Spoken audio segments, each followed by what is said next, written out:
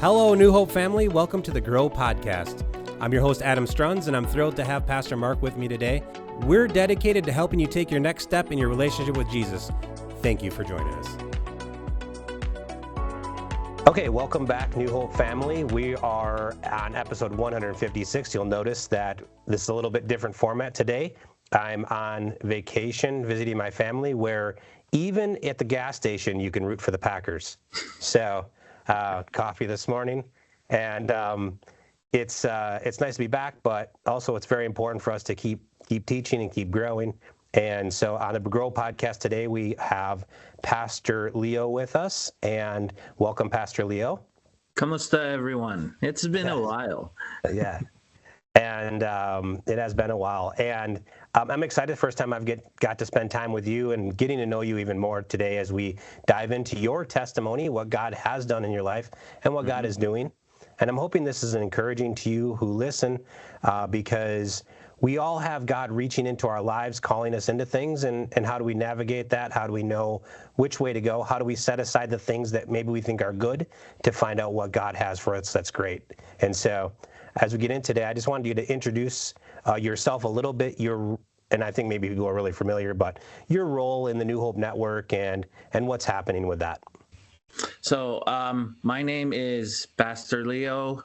For those of you who are joining the Grow Podcast or watching the Grow Podcast for the first time, I am Leo. My name is Leo. I am one of the pastors at New Hope, but I technically am not part of New Hope. True.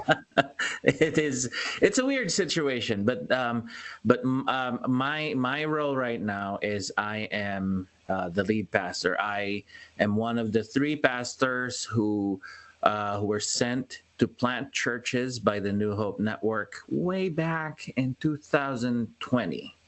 Wow. So right around when everything shut down, we were the three brave souls who answered God's call at that time to plant churches. That was me, Pastor Aaron, and Pastor Russ. So Pastor Russ is in Ohio right now. He planted and he is now leading 219 Church. Pastor Aaron is in Bismarck. He's now leading Central City Church down there. And myself, we are across the hall on Sundays. We meet at 10:30. I planted and I am now leading PH Church, or Promised Hope Church. Yes. Yeah, it's phenomenal to see, just from my perspective, being in the building and watching you guys grow and go, building out an elder team, everything that's happened there. God has been faithful, I would say, to that calling. And very much. And it's, as someone who's participated with what I do in Youth for Christ, we open ministry sites instead of churches, but it can be a journey. Yes. And so thank you to you staying close to the Lord with that and navigating when do I go full time and when do we build a board and all of those things. And so thank you. It's been awesome to watch from my perspective. And so good job. I don't have most advice for people, but I just say, just don't quit in those things. There is definitely that pressure from the enemy. Like, the enemy tries to do a few things, especially when you're being called to do something like planting churches or being a minister or being a pastor. The first one is that what we call the imposter syndrome.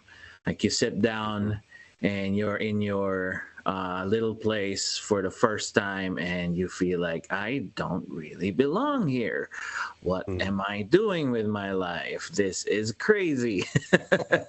But yeah, that is a very real thing. A lot, if not all, pastors and ministers, especially when they're starting out, feel the same thing. I have talked to several because we are part of a cohort of church planters, and all of us have felt the same thing. Whether you've been at it for so many years already, and then you just answer the call, and you are now like, even if you became like, I'm pretty sure Pastor Aaron, even though he has been a pastor for the longest time, when there will be times when he's feeling like, what am I doing, that kind of thing. So it's everybody feels that. So that is a big challenge from the enemy, and the enemy is going to say, like, just quit. You don't have what it takes. So that is one of the things. The second thing would be, he will send naysayers, is what I call them. People who will question your integrity, who will question your authority, who will question the fact that you were not a minister before, now you're a minister, you're just pretending. So that kind of thing. So it can be a pressure from the enemy internally, like it sounds like your own voice or voices from people around you. So it's a very real thing. It's a big challenge. It's a big challenge. So how was there a specific moment or event that led you into knowing, I'm going to give it all to Jesus? Like, when was that, like, Jesus is Lord moment for you?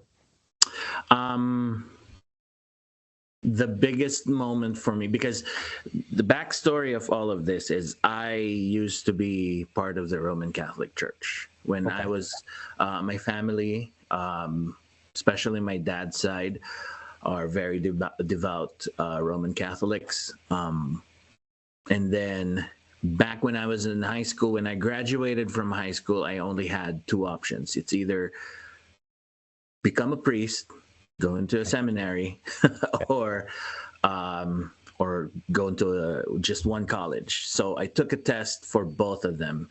I passed both of them. It just so happened that the college sent the acceptance letter first, and then about a week later, a few days later, I don't remember, it was a long time ago, but the college sent the acceptance letter first, and so that's where I went. But even back then, I have always felt God's call for me to be in ministry, and along the way, I have had experiences where I felt and I saw God leading me into becoming a minister. I just kept saying no. It's just me pushing back. So yes, if you're being called by God to do something big, this is my encouragement for you. Like, it's for you saying no. You're not alone. You're not the first. You're not going to be the last. Right. So I kept pushing back. I kept saying no. But God kept leading me back. And then back in 2019, 2020, Pastor Mike Score, he was the lead pastor of New Hope back then. He was talking about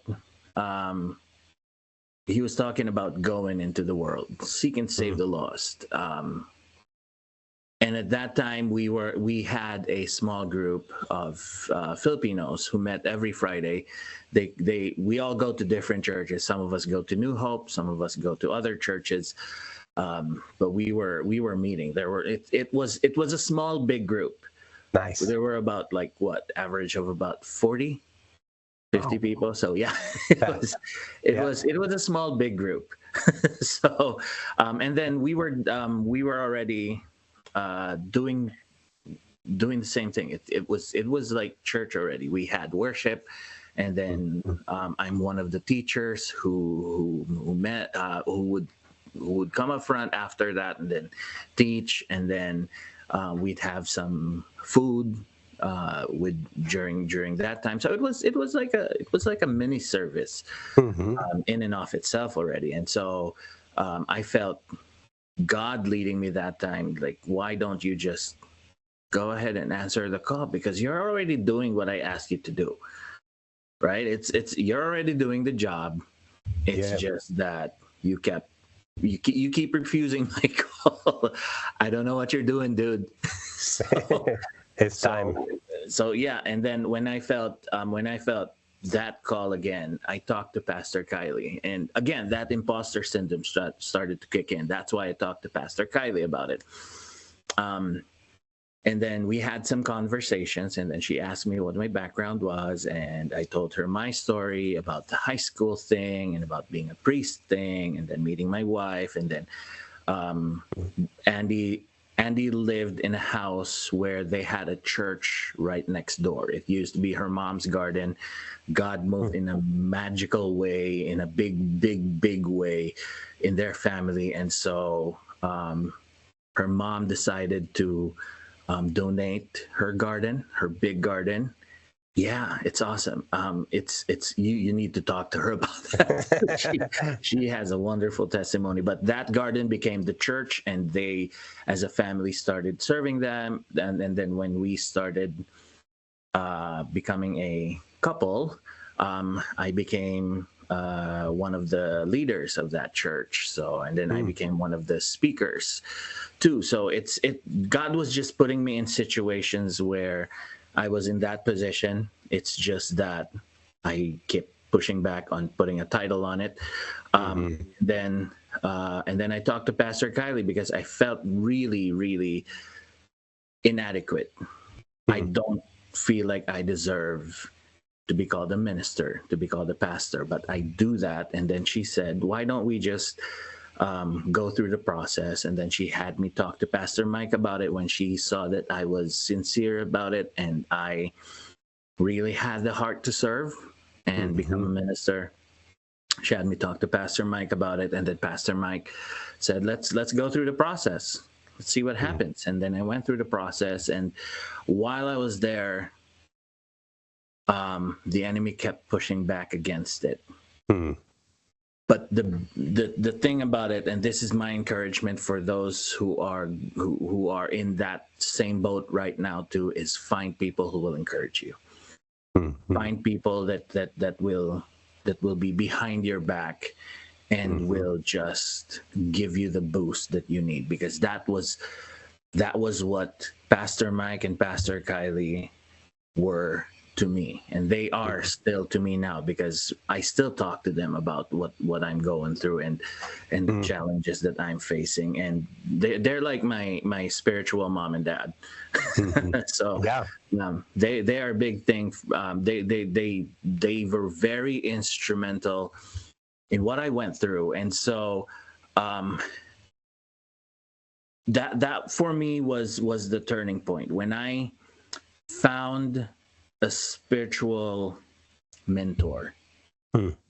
When I found that there are people who will support me, who will encourage me, who will take me to where God wants me to be, and they see where God is leading me, and they're not holding me back, and they were there to just keep pushing and keep saying, you've got this. It's okay. And that for me was the turning point, because back then, whenever I started doing that, people would start saying no. And there was no one around me who would say yes. And it's not just a yes, you got it. It's yes, and I am here to support you. So when there was that, and I found those people in my life, and that for me was the turning point. Yeah. It was, not the same, but had a similar taste for me when I was being called into ministry. There's a crazy Hispanic guy named Martin Reyes who showed up at my apartment and said, you're going into ministry? And I said, I don't think so. And he said, no, I'm calling you. I'm telling you, God has a calling in your life. I believe. And he was very sincere. And we don't come from this type of church background, but he's like, I think you're even going to have a job in ministry, a job this year. Wow. And he's like, I just keep feeling that impression.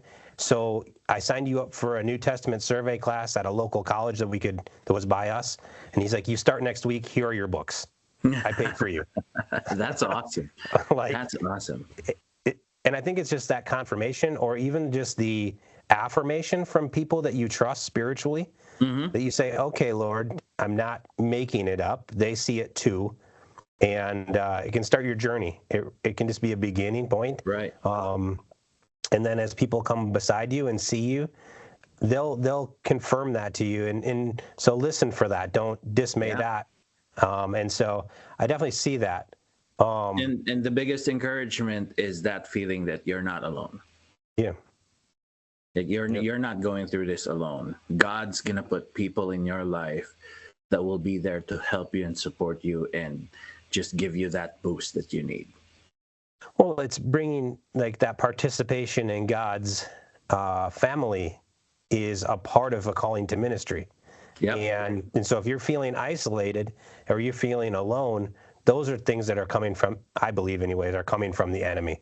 Yes. He's trying to isolate you because that's not a kingdom thing, isolation. That's true. And now you might do things oddly as a minister. You might be set apart, right? But to reach the community of God's people, and so it's really important for that. I think about that with Moses, the story that you taught on yesterday. But as he travels and he gets sick because his son isn't circumcised, he has to circumcise his son. It has to be in order to be a part of the community. That's to be restored. And so there's all of this is about, I don't want to get too far away from community when it comes to the body of believers, and God is adopting us into his family, and we can't forget about that. Even if it's a calling to ministry, it can feel different, but man, when you get around others who are like-minded and meet people who have said yes to that type of thing, it couldn't be more encouraging. It's something I can barely explain, really. That's right. That's right. And it almost feels like, oh, you're a Christian too? Oh, it's so amazing. That's true. That's true. That's true. And that's why it is important for us to stay plugged into a community of believers. We can't fight this battle alone. Right. We are meant to be a community. God called us, like even his disciples, he sent them out in twos. Right. He didn't send them out alone. He sent them out in twos. And so there's that community, there's that encouragement that you get from your brother or from another Christian. So it has always been about community. And God is a community. He's our triune God. Even he himself is a community. So it's this feeling of aloneness, and that's, if you see, like way back even in the garden, the enemy got to Eve because she was alone. Yes.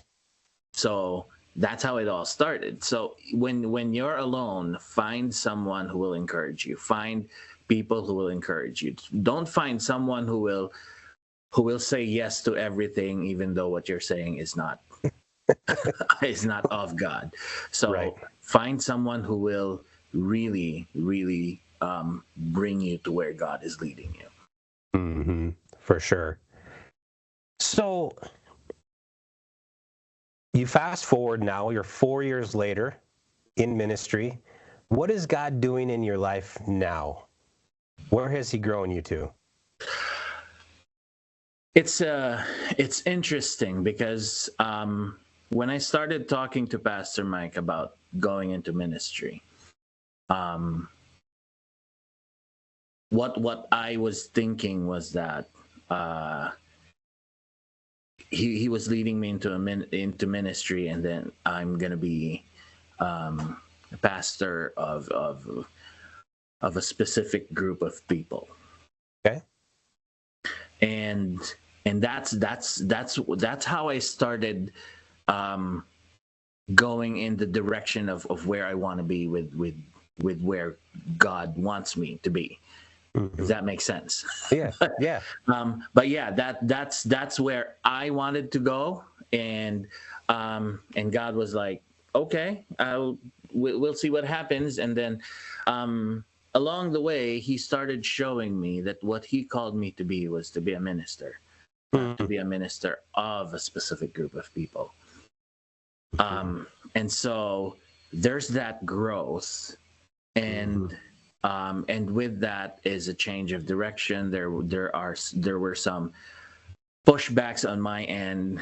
It's like when I've said this before, when you get to a point where you're comfortable with something and God wants you out of that box, sometimes it really feels uncomfortable. It even goes to a point where it's not uncomfortable, it's painful. But there, you come to a point where God will take you, and it's just between you and God. He will take you to a point if you keep pushing back, and that's what I did. I kept pushing back on God, and then He took me to a point where it was just me and Him. And it was not the first time, so I was familiar with this situation. I was familiar with that feeling. I was familiar with that point in my life. So it was just me and Him, and He was like, "Do you trust me enough to let go of it?" And when I said yes, then He said, "Okay, now let's start walking where I want you to be." So, so where God is leading me right now is growth in a direction that I'm not familiar with. But I'm loving the journey. Yeah. It's a direction that I did not plan on. That it's a direction that I had no intention of going, but it's a direction where God is showing me that no matter what happens, and even my wife Andy is amazing. She kept telling me, like, it's there was one time she told me it's scary how God keeps showing you that He's got your back. Yeah. And sometimes it is like, it's scary, but not scary like in a negative way, but it's scary in a very big positive way, because it just, like, you get to a point where you feel, and you start asking God, do I really deserve this? And this is me. We're talking about me.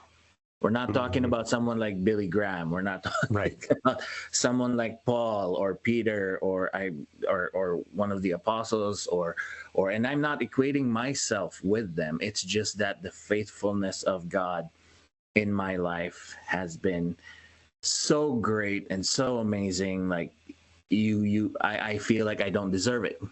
But God is saying, like, I've got your back. And we've got this. And I've got you in the palm of my hands. And God has always been in His book and in the Bible, He says, I will never leave you. I will never forsake you. That has not been true, or not just to me, but to Andy and to our family. God has been faithful to us in our life in so many amazing ways. And I am just excited to see where He's leading me. It's awesome. It's wonderful. Yeah, I think, and it's not excluding other people, but God looks at you and says, Leo, you're my favorite. And there's that feeling again. It's like, why? I don't deserve it, God. But and He just says, I don't care. I love you. I don't care. I love you. And when people do that for us, when we feel like we're somebody's favorite, we know that feeling. We just feel settled. We feel like, oh, okay. Yeah. And when God does that for us, I can tell you this in my life. I've stayed awake at night thinking, how did that happen? Why? It's too good. We're not used to it. We're used to earning love. We're used to earning everything. That's right. Everything. And we can't earn it with Him. And almost to the point where He's like, He puts us on like pause a little bit, and then He'll bless us from the side so that we know we didn't earn it. That's right. That's right.